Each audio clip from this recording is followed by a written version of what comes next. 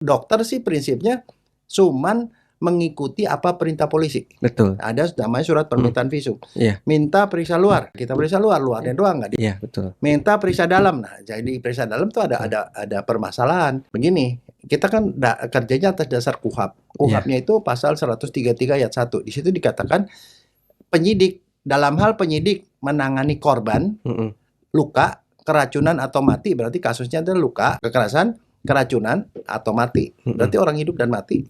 Yang diduga karena tindak pidana, dia dapat minta bantuan ahli kedokteran forensik, kehakiman, dokter atau ahli lainnya. Nah, itu ada pasalnya dan itu adalah kewajiban hukum. Jadi haknya polisi untuk meminta, tetapi juga itu kewajiban hukum bagi dokter ke spesialis forensik dan kedokteran dan ahli lainnya. Kalau dipanggil kita harus mau. Nah, sekarang apa yang perlu dokter lakukan? Dia periksa luar. Itu tanpa izin siapapun, begitu mayat datang ada surat periksa luar.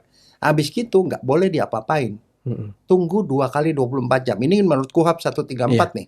Tunggu 2 kali 24 jam buat apa? Mencari keluarga. Polisi harus cari keluarganya mana. Nah, polisi kemudian nerangin keluarga ini saudara ibu, anak ibu mau perlu diotopsi. Cuman dikasih tahu. Cuman dikasih tahu, bukan minta izin. Jangan salah. Jadi dia bilang di dalam KUHAP itu apabila dianggap tidak dapat dihindari perlu dilakukan pemeriksaan beda jenazah, maka penyidik harus menceritakan apa manfaatnya dan apa kepentingannya otopsi tersebut.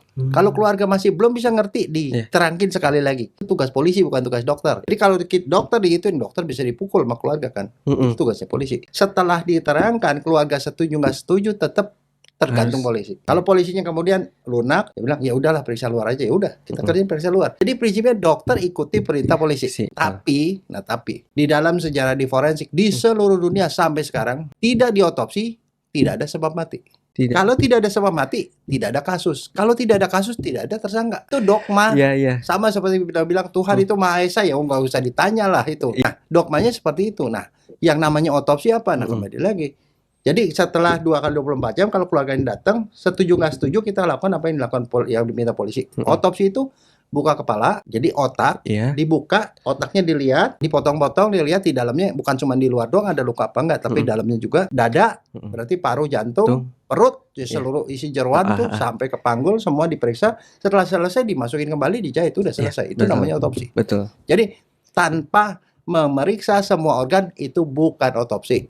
Ngambil sampel doang itu bukan otopsi. Karena pada prinsipnya otopsi adalah memeriksa organ dari luar sampai ke dalam, itu harus dipotong-potong.